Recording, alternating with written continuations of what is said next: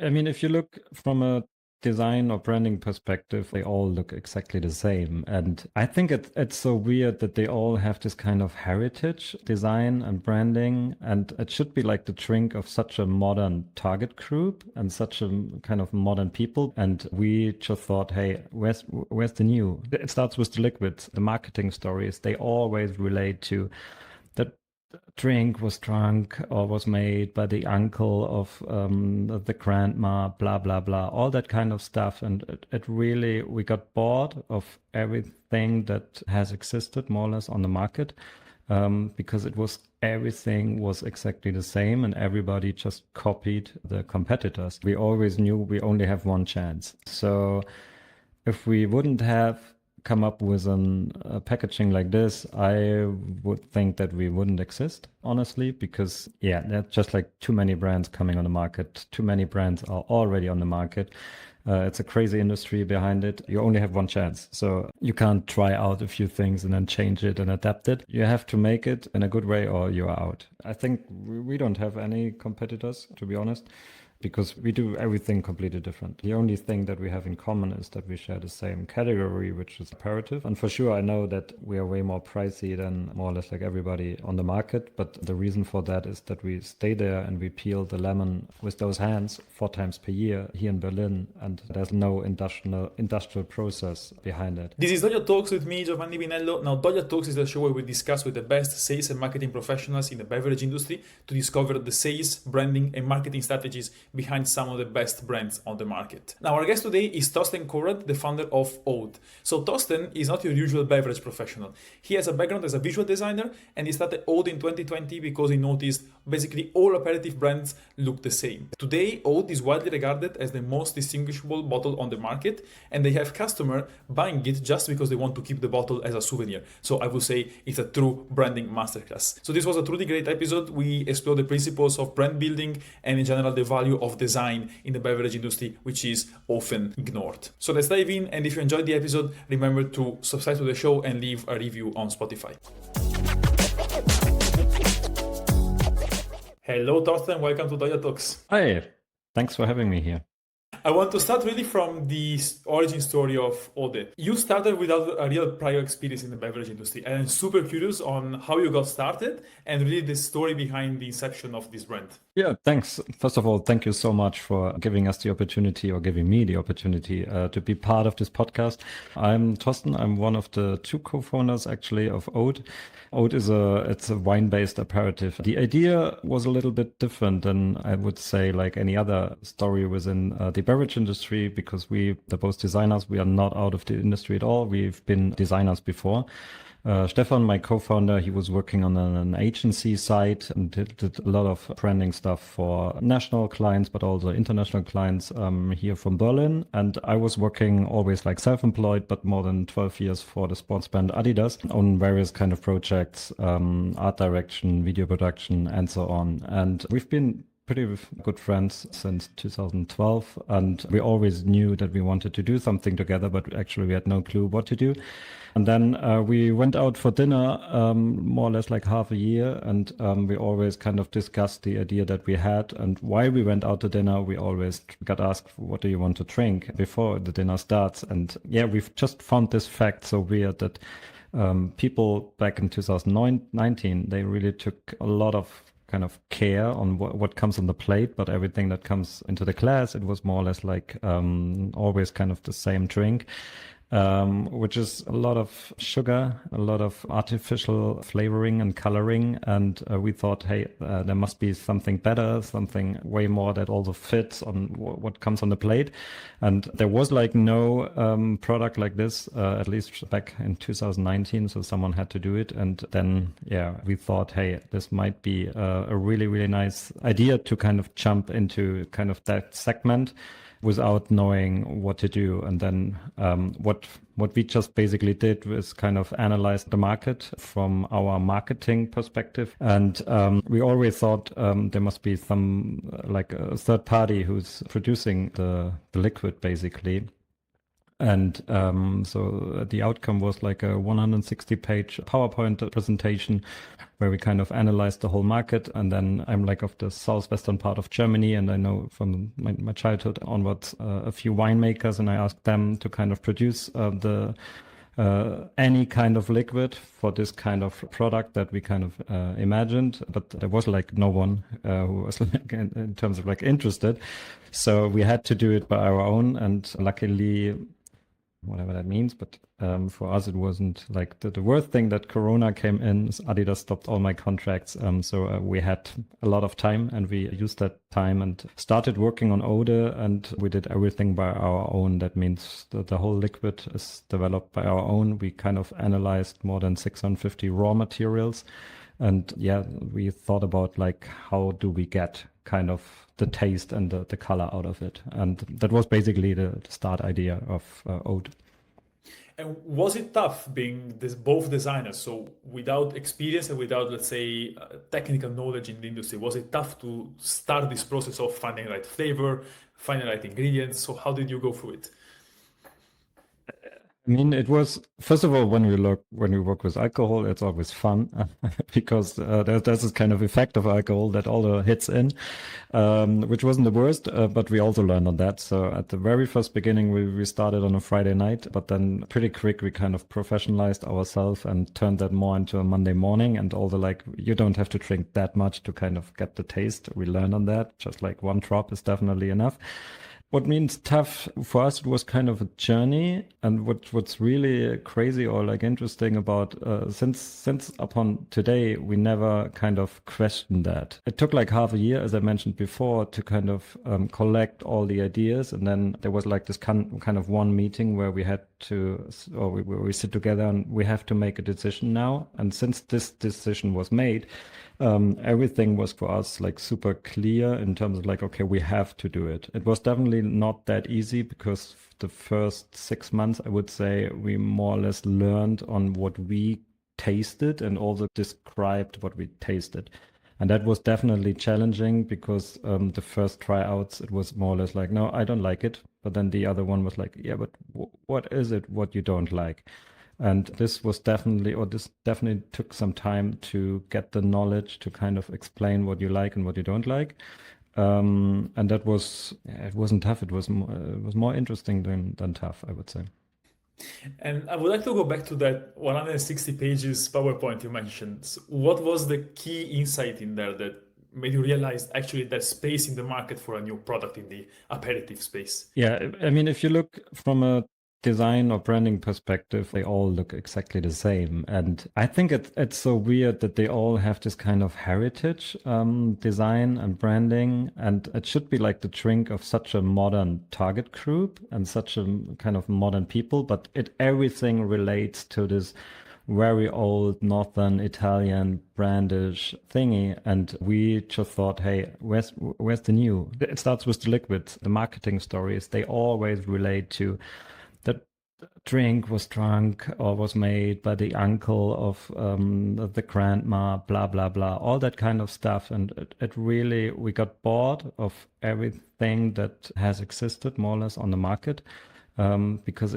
everything was exactly the same and everybody just copied the competitors. And we thought, hey, that's weird. There's room for something new. There's room for like a complete new interpretation. And the good thing is we don't have like any heritage at all. We are not out of the industry. There was like no family business involved.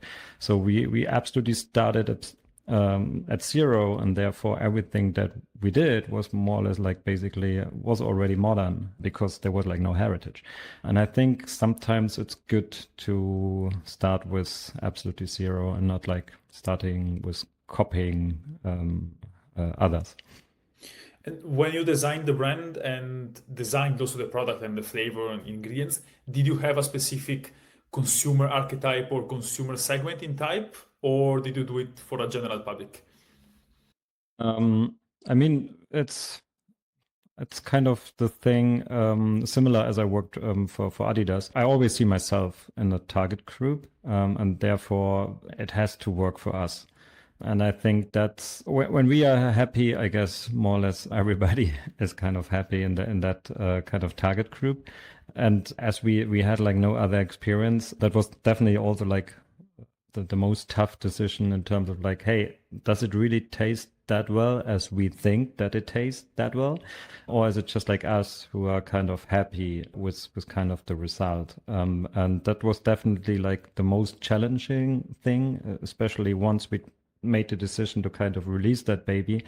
I still can remember the first pro wine that we've made was kind of for me like super challenging because we just appeared there. We booked a booth a few months in advance.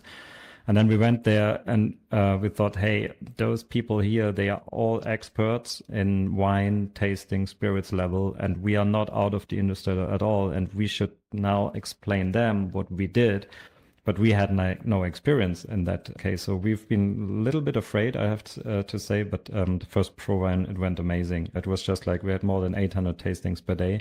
People went absolutely nuts about it. And everything was like super excited that there's something finally new on the market and that tastes well, that looks completely different. Yeah, it was kind of a success, I would say. And you mentioned before there's a lot of traditional players in the industry. So was it always like this, where you were the new ones, like the ones bringing something fresh, or did you also find some tensions and pushback from the market, which was indeed as traditional and populated by traditional players? No, I mean, we did like a huge market research, and for sure there are like other small brands. I would never say that we are like the only ones, but especially if you look into the world of aperitifs, always say they more or less look always the same or they taste the same. And it's always like way too sweet, way too artificial. There's like usually no craft experience behind it. And yeah, we thought, hey, we have to change that.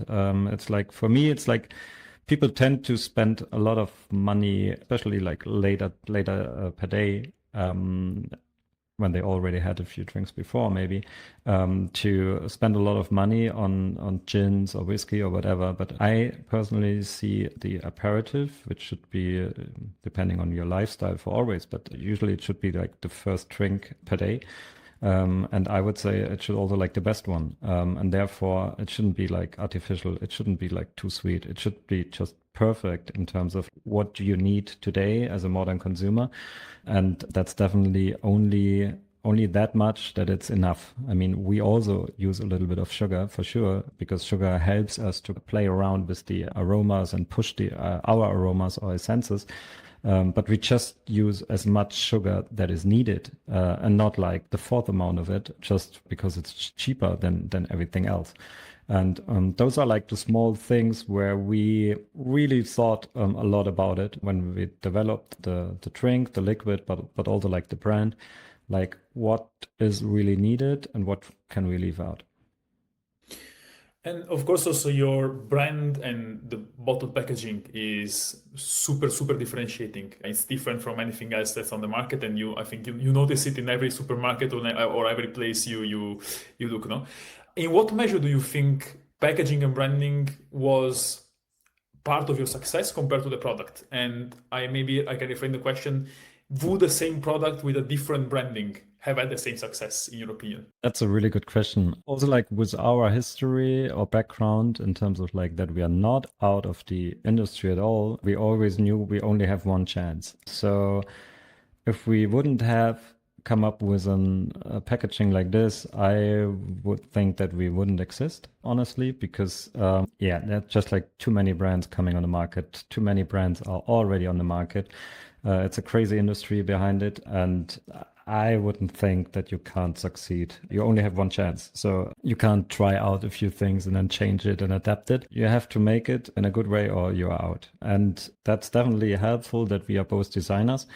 But on the other hand, we never worked on a professional level before together. We only been friends. And we also knew, because, I mean, whenever you work on something more than 2.5 years, your family your wives, your friends, they all also get a little bit nervous in terms of like, hey, when are you releasing the baby and what is it? So there was also like a lot of pressure, I would say, on our shoulders. So we had to do it in a right way. We always knew that we wanted to create a bottle that is that beautiful that you will never throw it away. So whether you use it to kind of to put a flower in, that was like kind of the original idea, but we failed on that because the wooden sphere doesn't allow to put a flower in. Most of our clients are still telling us that they keep the bottle just because it's so beautiful. And I think that's basically one of the best things that can happen to a product, that it's not like I buy it and throw it away and I don't care. People kind of, when they touch it, when they feel it, you don't want to give that bottle away any longer. And that's just like, for us, a perfect feeling that we added kind of that much of value to it. That whenever we do tastings, people love to kind of have the bottle and keep the bottle in their hand, I would say. I'm curious also from your perspective. I spoke one of the previous episodes with another founder of a non-alcoholic soda brand in Italy. And one phrase he told me really was super interesting for me. He said, we actually had the product, the whole final product, without having an actual product you could drink. Because what they did was they did before all the research, the brand, the distribution strategy, the social media communication. Was it the same for you, or did you start from the recipe and then it developed also branding, etc.? So what came first? Yeah, we did more or less like both, in terms of like in the morning we always worked on the recipe, and then in the afternoon we did design work, and we did that for more than 2.5 years. But even once we made the decision, okay, that's kind of a final thing, it was still like a huge experience because there was like no go-to-market plan or whatever. So what we did then, we rented a production hall, a little bit more than 120 square meters, and bought a few tanks and kind of scaled that up a little bit. And then we just put that on Instagram, more or less, the bottle, and thought, hey, we're going to release that. But there was like, we are not out of the industry at all. We have no clue in what we are doing there, since this is still like up to date since today. Everything that we do is, we always do that for the very first time. So there's like not like a plan that we followed in terms of like that's how to do it. It was more like, let's try that out and maybe it works. If not, let's try another way out. It somehow has to work, but we didn't know at this time what does work and what not. And there was like no third party, no agency or consultancy involved. We did everything by our own, and it was more or less like learning by doing.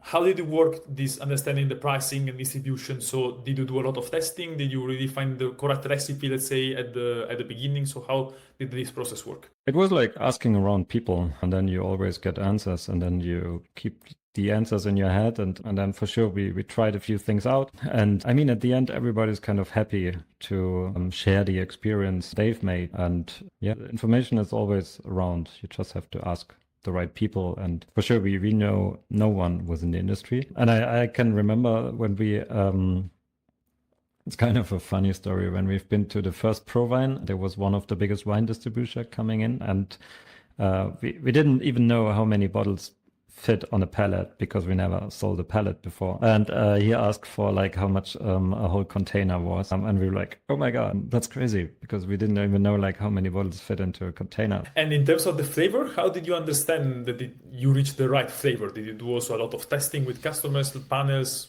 Did you do anything of like any research on different recipes? How did it work? Yeah, as we are both visual designers, we had mood boards in there basically that helped us come up with the ideas and come up also like with which kind of botanicals we want to play with. And the good thing was that we had kind of a huge library of more than 600 different kind of botanicals that we analyzed for more than 2.5 years.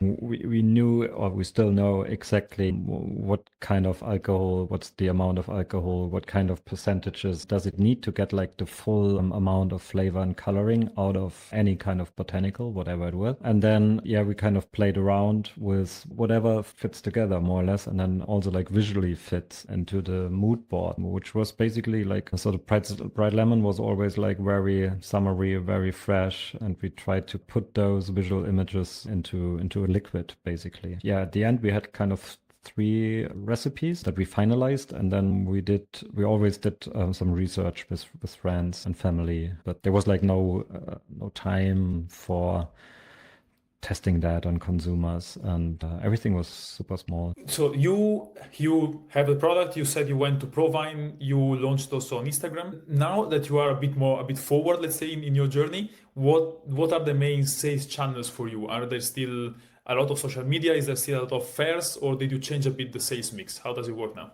As ODE looks as it is, it definitely works really well on social media, but also on retail. And right now, retail here in Germany is definitely like a really interesting channel for us. As we are like sitting in 2 shoes, I would say it works really well on wine distribution stores, but it also can work within liquor stores.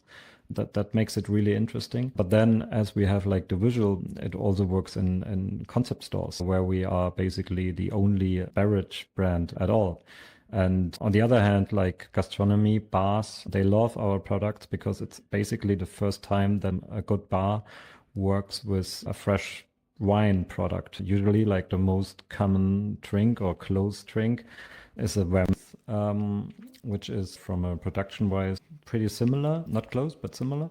But vermouth is always like, or not always, but mostly older wines. We are completely different on that. We always use the freshest Riesling white wine that we can get. And therefore, bartender love this product because it's the very first time that they play around with fresh Riesling within their cocktails.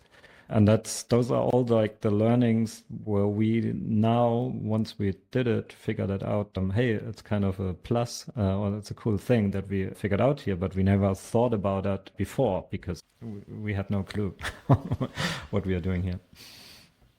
If I look at your social media profiles, you do a lot of, I see events, a lot of collaborations also with influencers. What do you think is the impact of those initiatives, even if you measure them? Did you see a positive impact in sales together with branding, or were they more like a branding activity? It's both. The good thing is with our bottles, we make the people happy if they look at it. So wherever we appear with our bottles, it's just like literally people look at it, they love, they want to touch it, and that's a good sign. Whether they buy the bottles or not, I do care. But in the first hand, it's just like we do all those events and sponsorings, say to the people that we are here. And the good thing is, I think it's related to the visual that we get so many requests. I think we get 10 requests per day for sponsoring. Whenever there's like any kind of fashion trade show in Europe, I think we get asked nowadays. So it took us like really a lot of time to figure that out, what's important for us and what's not.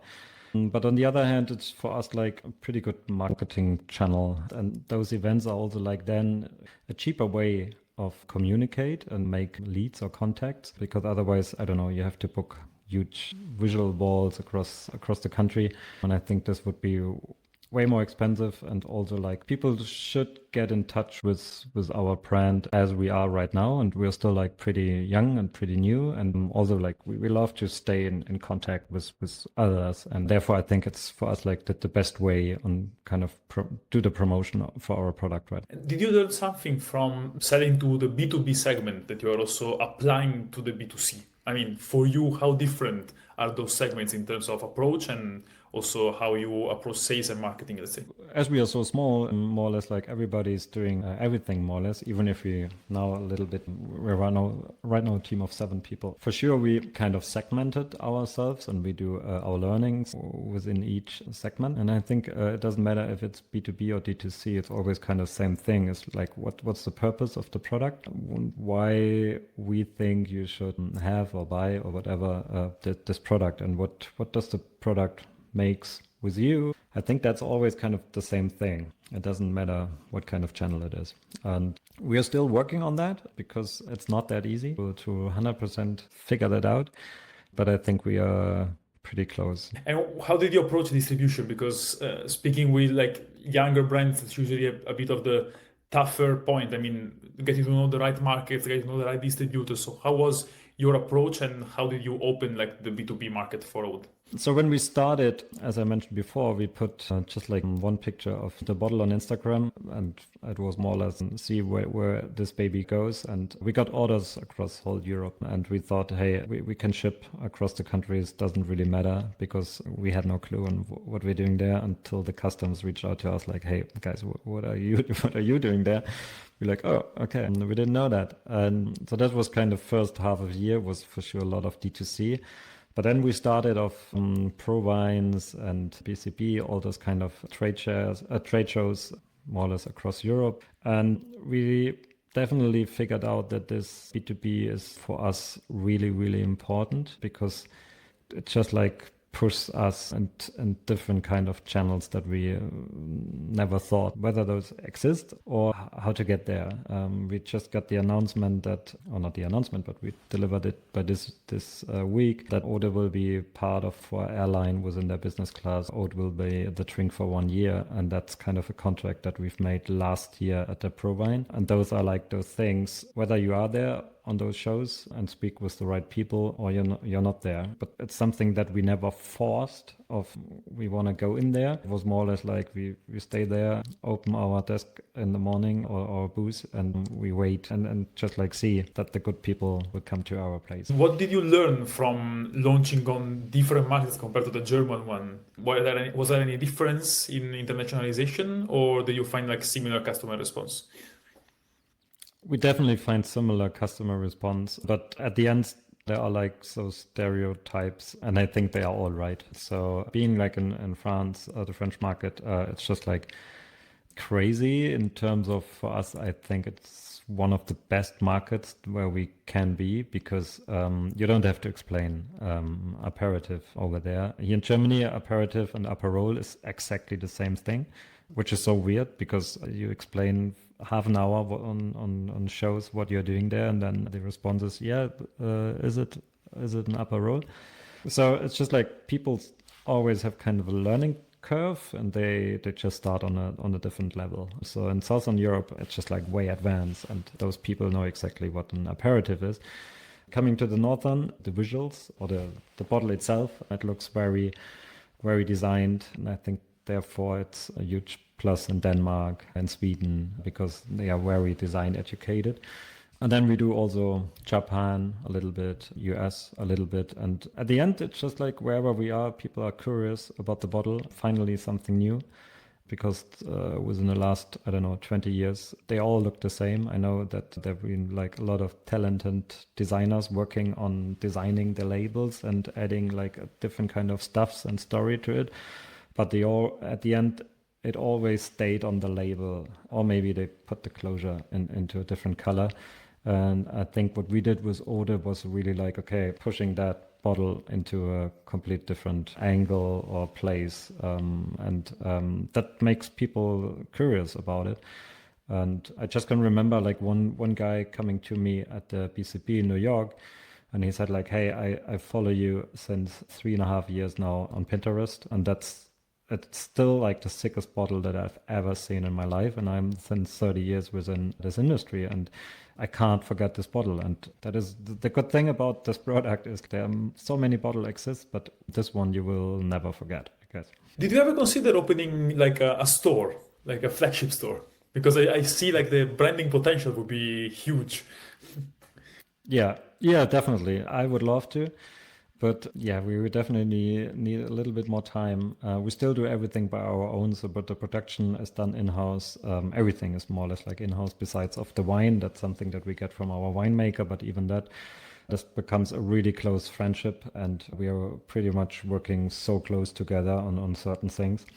And yeah, I would love to have our own flagship store, especially here in Berlin. I always look a little bit around on what exists. I think my wife, she would kill me for that, because then I know it's a lot of more work, especially when it comes to gastronomy.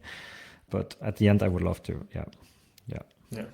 Do you think like the same product could have being born like in another country like France or Italy? Or because I see it really close, as you mentioned, it's really close to more the Northern European culture. I see it very close to like the German and also Berlin specifically vibes. Do you think something similar could have been born in Italy? You mentioned like this red Northern Italian product before. Do you think the same brand could have come out of Italy or France?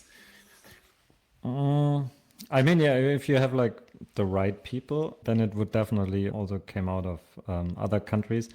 I think it's more like that we are designers. This is, I think, more important for the whole product and also like how it tastes, how it behaves, and all that kind of things.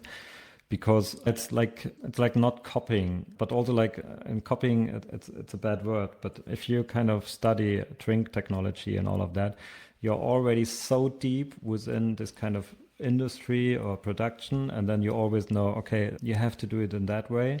Otherwise, it's just like not possible. And as we didn't knew this kind, or we just didn't knew that it's not possible, we kind of questioned everything, and we always thought, hey, but we want to do it that way. Isn't that possible? And everybody told us like, hey, no one did that like that way before. And we're like, yeah, but does it mean that it's like that it can't be done like that? And I think this kind of way of living or whatever it is related to our kind of design thinking brain in terms of like, yeah, challenge the status quo.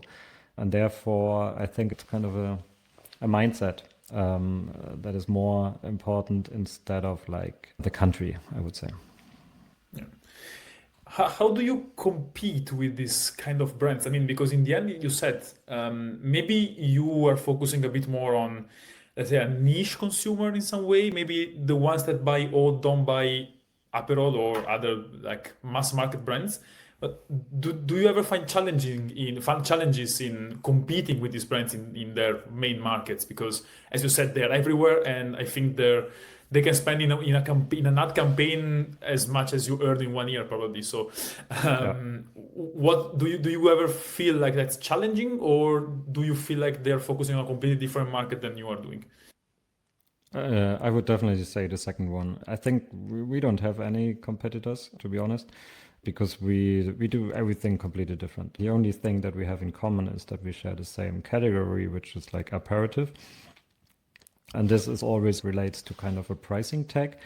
And for sure, I know that we are way more pricey than more or less like everybody on the market. But the reason for that is that we stay there and we peel the lemon with those hands 4 times per year here in Berlin. And there's no industrial process behind it.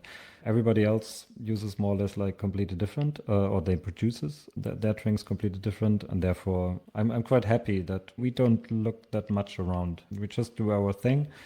We think that's how an aperitif nowadays should taste, behave, and all of that. And we just keep going. Maybe the other follow on that route, but we don't follow others.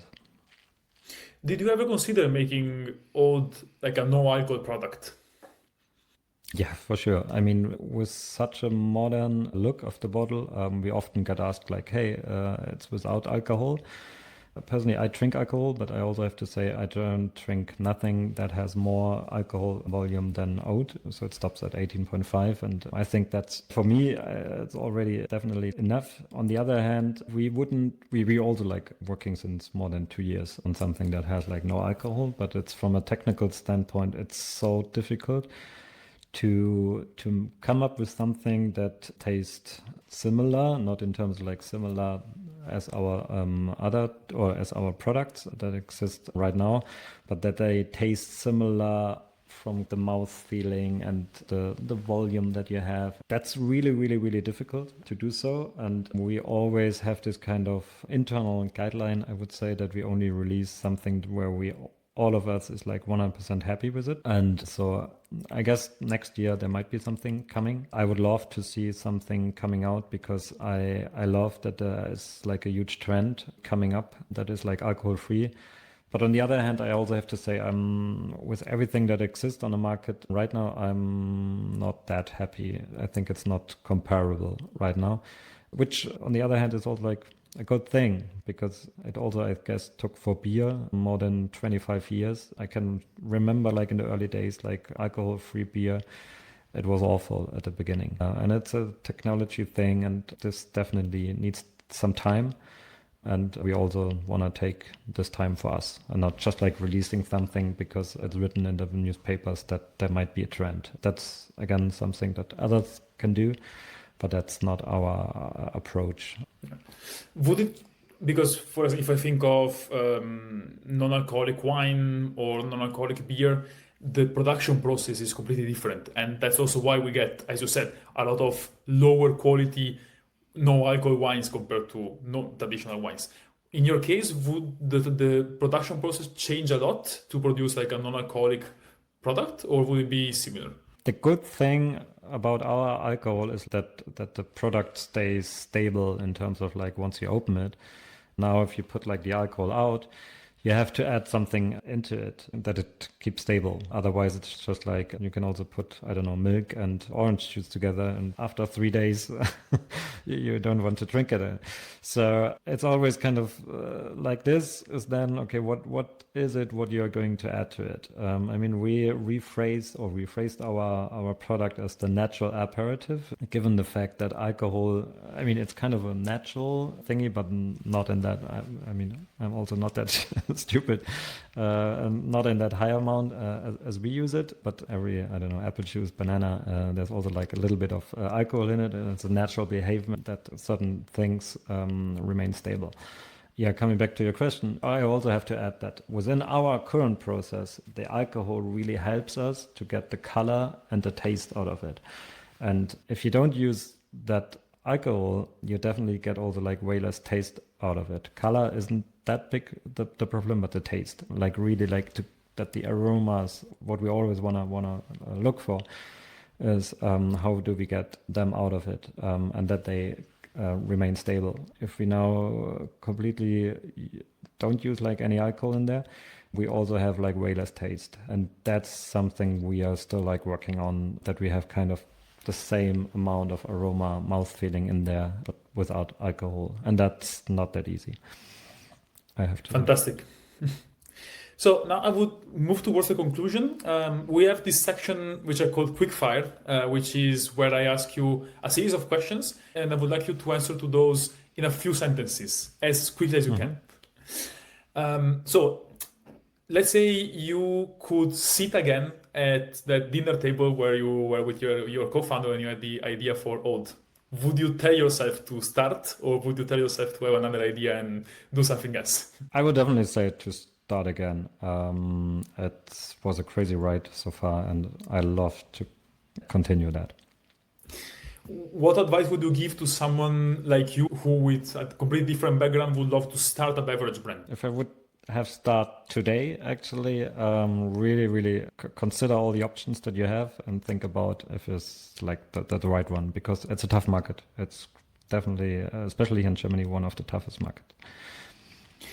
Let's say you wake up tomorrow and you inherited a traditional beverage brand. You could think of like a traditional winery or also a traditional another beverage with a lot of budget. Which are the first 3 things you do?